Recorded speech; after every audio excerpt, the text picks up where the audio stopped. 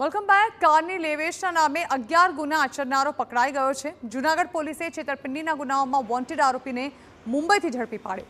આરોપી પ્રખ્યાત કાર એજન્સીની ફ્રેન્ચાઇઝી ધરાવતો હોવાનો દાવો કરતો હતો અને કાર માલિકો તેમજ ડીલર સાથે કરોડોની રૂપિયાની છેતરપિંડી કરતો।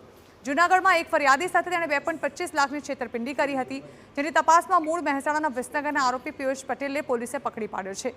આરોપી અલગ અલગ નામોથી લોકોનો સંપર્ક કરતો હતો। સસ્તી કિંમતે કાર અપાવી દેવાની વાત કરી આંગળીયાથી પૈસા મેળવી તે ફોન બંધ કરી દેતો હતો।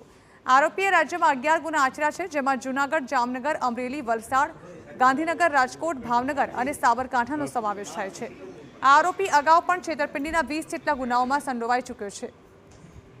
અને કાર વેચનાર વ્યક્તિને એવું કહેતો કે તમારી કારની કિંમત હું વધારે સારી કિંમત અપાવીશ, થોડા પૈસા વધારે અપાવીશ, અને સાયમલ્ટેનિયસલી એ સાથે સાથે કાર ખરીદનારનો કોન્ટેક્ટ કરતો।